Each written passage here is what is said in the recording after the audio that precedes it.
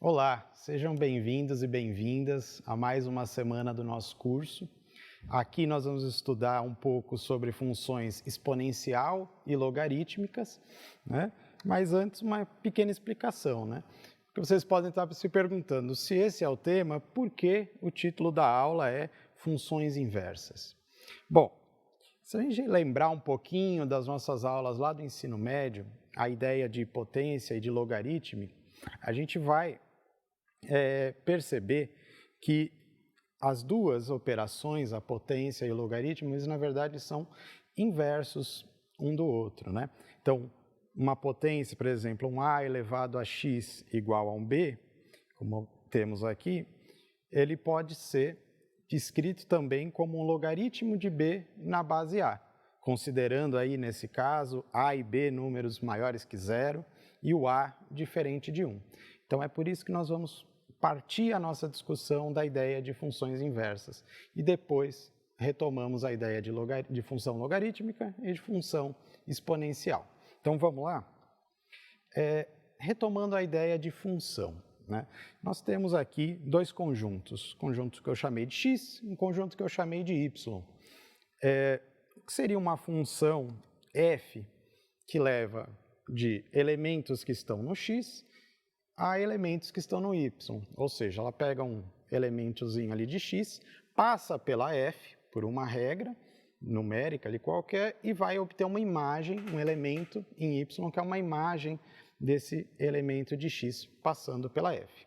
Agora, se eu fizer esse caminho que vai de x até o y, será que eu não consigo obter uma função que faça o caminho contrário, o caminho inverso, ou seja, que saia do y até o x, né? Que eu tenho uma função g desse modo que pegue elementos, essas minhas imagens ali produzidas no y e volte ao elemento original? Isso é a ideia de função inversa. Então vamos dar um exemplo. Vamos imaginar aqui que a minha função f seja descrita por essa regra, x mais 1. Ou seja, eu pego um elemento de x, somo 1, chego em y. Então, por exemplo, vamos pegar um 0. 0 mais 1, 1. Então, saí do 0 do x, cheguei em 1 do y. Se eu pegar o 2, por exemplo, 2 mais 1, 3. Então, saí de 2, cheguei em 3.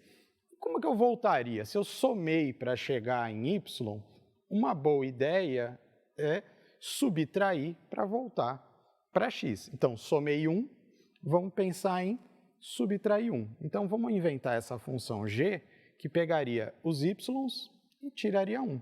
Então, vamos ver esses mesmos valores que nós pensamos ali na f primeiro. 1 tira 1, 1 menos 1, 0. Voltei, né? O 3 agora. 3 tira 1, voltei para o 2. Então, eu posso dizer que essa função g é uma inversa da função f. E a ideia é o quê? Pego um elemento do x, passo pela f, chego em y. Pego esse elemento de y, passo de volta pela g, chego em quem? No x de novo. Essa é a ideia da inversa, né? Eu posso escrever essa função inversa da seguinte maneira, né? Como f, né, elevado a menos 1. Cuidado, não é elevado. Falei aqui a grosso modo. É uma notação para representar a função inversa. Não significa que eu estou fazendo 1 sobre a inversa, tá? É uma notação clássica da matemática para representar a inversa. É sempre possível eu obter essa função inversa, esse caminho de volta? Vamos pensar um pouco. Bom, considerar aqui dois conjuntos, o x e o y, e uma f aqui qualquer, não mais aquela f que nós inventamos anteriormente, que faz essa relação entre os elementos do x e do y. Bom, para que eu tenha uma função inversa, essa inversa, obviamente, precisa ser função, né? Isso significa o quê? Que para todo elemento do meu conjunto de chegada, y, né, nós temos aqui, eu preciso obter um x aqui no meu conjunto x, de tal modo que o f de x seja y. Né? Ou seja, para todo elemento y, há imagens produzidas ali no conjunto y, eu preciso ter uma relação com o elemento do conjunto de partida x. Agora, se a gente lembrar da aula de funções, isso significa o quê? Significa que a minha função f, ela precisa ser sobrejetora. E essa daqui seria justamente a minha definição de função sobrejetora. Mais ainda, né? Eu preciso de uma função de tal modo que se eu pegar dois pontos quaisquer do x, diferentes, né? Dois pontos diferentes de x, eles levem a imagens também diferentes. Por quê? Olha aqui o diagrama, né? O x, temos esses dois pontos que apontam a um único ponto no conjunto de chegada. Isso ok, é função, isso pode. Mas imagina a gente inverter. Meu conjunto y é que vai ser a partida quando eu inverto. Significa que desse pontinho aqui, eu vou ter duas relações, eu vou me relacionar a dois pontos do meu novo conjunto de chegada. E isso não é função. Ou seja, eu não posso ter esse tipo de relação para eu poder obter a minha inversa. Então, isso não pode ocorrer e significa mais ainda que a minha f, para que essa situação, né, ocorra, ela precisa ser injetora. Ou seja, esse tipo de relação não pode ocorrer. Eu poderia ter algo desse tipo aqui, ó. Cada um elemento do x se relaciona a somente um elemento do y. Todos os elementos de x são utilizados, né? Porque senão não seria a função. E toda a minha imagem produzida aqui corresponde ao meu contradomínio. Ou seja, essa função ela é sobrejetora, essa função é injetora e, portanto, ela é bijetora. Então, para que eu possa ter uma função inversa de f, a f precisa ser bijetora. Vamos dar um exemplo aqui de como isso poderia ocorrer na prática, né?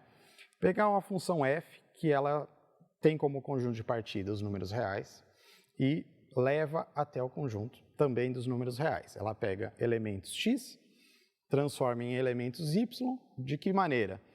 Multiplico esse x por 3 e somo 2. Bom, se a gente lembrar também da nossa aula de funções, o gráfico dessa f, né, dessa y descrita dessa maneira, é uma reta. Então vamos obter dois pontos dessa reta para esboçar um pouco o nosso gráfico e ajudar a nossa discussão. Vamos supor aqui que x seja 0. Joga 0 ali nessa equação. 3 vezes 0, 0, mais 2, 2. Né? Obtemos um y. Agora vamos pegar e chamar y de 0. Resolvendo essa equação, né, que vai ser 0 igual a 3x mais 2, nós vamos obter um x que é menos 2 terços. Ou seja, a minha reta, né, o gráfico dessa função f, ela vai passar pelo ponto 0, 2 e pelo ponto menos 2 terços e 0. Aí agora vamos nos perguntar, eu posso ter uma inversa dessa função? Vamos relembrar aquelas condições, né? Precisa ser bijetora, ou seja, precisa ser injetora e sobrejetora ao mesmo tempo.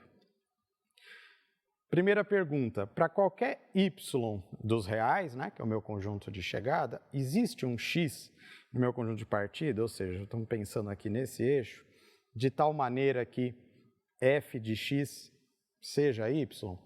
Bom, eu estou partindo dos reais. Eu posso pegar qualquer número real, multiplicar por 3, somar 2, e eu vou obter um número real.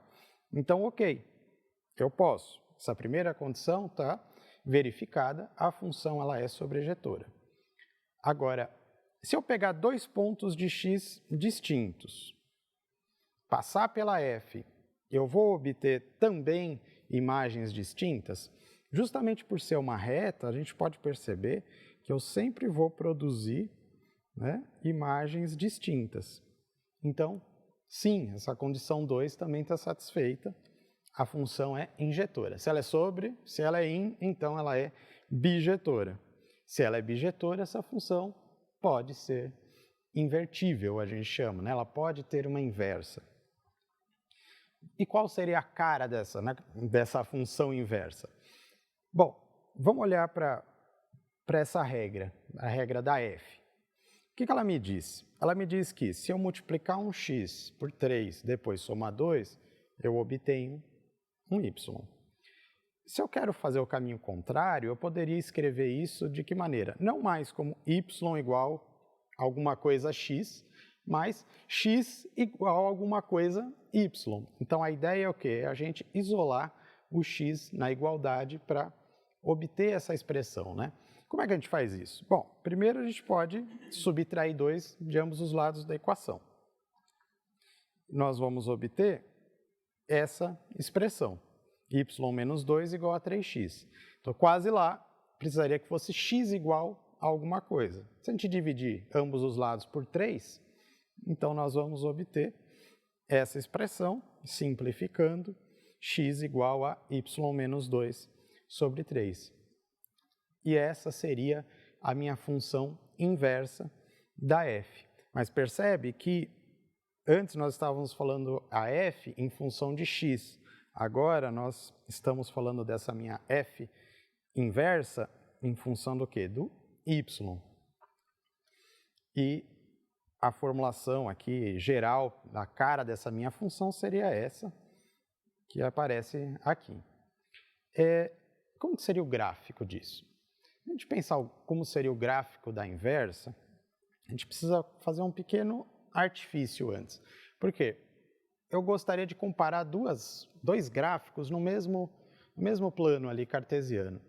A f sai em função de x, a minha inversa sai em função de y. Isso pode atrapalhar a minha representação, né? Então, como é que a gente faz? Vamos usar um artifício matemático, que é criar uma função que é chamada de simétrica, em que eu simplesmente posso mudar as variáveis, eu posso mudar o nome das variáveis sem que isso altere o comportamento da minha função. Então eu vou chamar aquela minha f, né, que tem essa formulação aqui em função de y, eu vou chamar ela de g, só para a gente não ficar trabalhando com a mesma letra, e vou trocar simplesmente. Eu tenho uma nova função, que é a g, todo y eu transformei em x aqui, mas é a mesma formulação e o comportamento dela vai ser o mesmo. Só que, graças a esse pequeno artifício, eu posso representar os gráficos no mesmo plano para a gente poder entender o que está acontecendo. Então, também vai ser uma reta, né? E elas vão ter essa cara aqui no plano cartesiano. A reta da f a gente já tinha obtido, né? E a reta da função g, ela é essa daqui, que nós obtivemos agora. Né? Temos aqui a f, e agora aqui temos a nossa função g, que é a função simétrica da inversa. Se a gente perceber, nós temos essa reta aqui no meio, eu tracei essa reta aqui, que ela é uma reta que vai funcionar como um espelho. Ela é um eixo de simetria entre esses dois gráficos, essas duas retas. Essa reta, ela tem uma fórmula que seria y igual a x. Ou seja, cada x que eu pegar aqui, eu vou obter o mesmo y, né? Então, o 1 leva em 1. O 2, ele leva em 2. Menos 1 leva em menos 1. E ela funciona como esse eixo de simetria. Então, se a gente pensar, cada ponto dessa minha reta f, ele funciona como se fosse uma imagem espelhada depois e transforma na minha reta g, da função g. Vamos pensar outra situação, que não seja reta. Pensar agora uma parábola. Né? Vamos pegar essa função que é a f, agora que vai dos reais até os reais. De modo que eu pegue um x eleve ao quadrado e chegue no y, na minha f de x. Vamos tentar esboçar o que seria esse gráfico? Bom, obtendo as raízes, né? Ou seja, fazendo y ser zero, chegamos em que essa minha parábola vai tocar o eixo x no zero, né? E como a concavidade, como a é maior que zero, a concavidade dessa minha parábola, né, é para cima. Então, eu vou ter esse esboço, esse gráfico para essa minha função f. Consigo inverter? Vamos olhar para o gráfico antes. Pensar em construir um gráfico do que seria a inversa. Traçando aquela nossa reta, né, o nosso eixo de simetria, a y igual a x, como é que a gente esboçaria o gráfico da inversa dessa função aqui?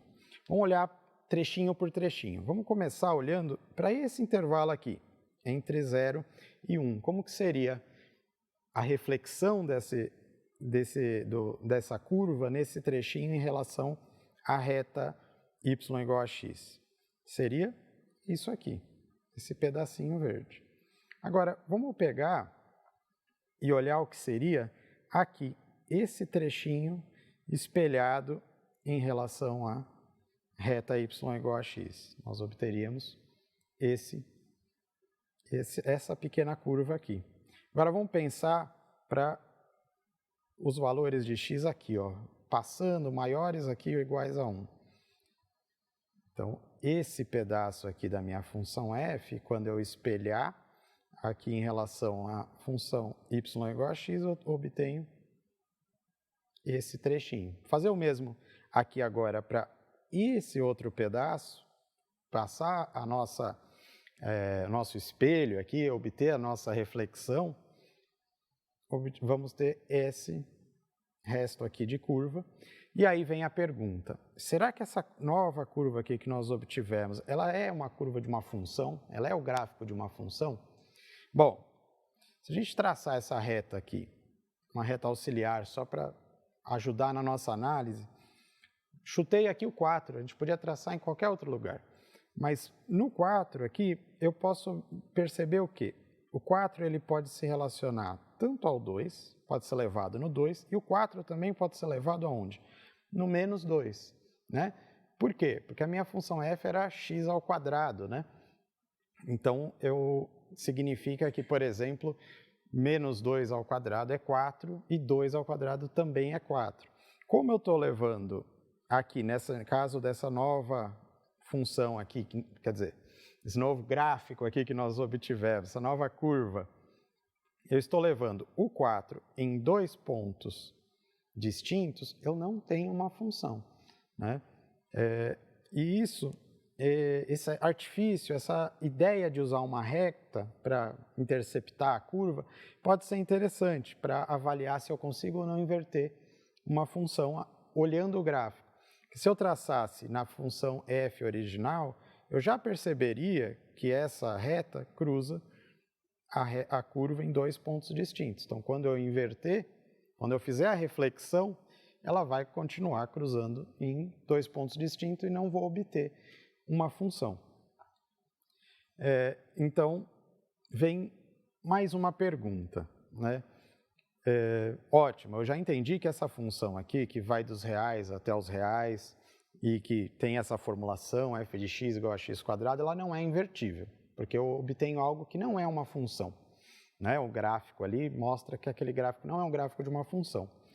Mas, se eu tenho x, eu posso fazer f de x igual a 5 ao quadrado, que é igual a 25. Eu não consigo ter uma função que volte, por exemplo, uma g de y que seja a raiz de y, ou seja, eu não posso fazer raiz de 25 e chegar em 5.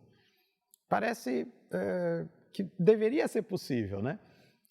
E mas desde que eu ajuste o domínio. Eu não posso pegar todo aquele meu domínio, todos os números reais, porque lá eu estou pensando nos negativos, né? Quando eu penso nos negativos, eu estaria produzindo, né, uma função raiz de um número negativo, o que não está definido aqui nos números reais, que é onde a gente estava trabalhando, né? Como é que eu resolvo isso? Resolvo isso estabelecendo o meu domínio como sendo os números positivos e o zero. Agora, eu teria esse gráfico, né? Ou seja, eu excluí aqui do meu desenho, do meu gráfico, toda aquela parte negativa. Se eu pegar somente a parte positiva e inverter, usando aqui a nossa reta, né? Eixo de simetria, vamos obter essa função, que é a função raiz, de y, e percebe que agora eu não tenho também aquela parte de baixo que vai ocasionar aquele problema de eu ter um mesmo ponto aqui do meu domínio levando a 2 pontos no meu contradomínio. Ou seja, agora eu tenho uma função. É possível, desde que a gente tome muito cuidado e ajuste sempre o nosso domínio para produzir, para verificar se é possível ou não e produzir funções inversas. Bom, por hoje é só, ficamos por aqui e espero que tenham gostado. Até a próxima!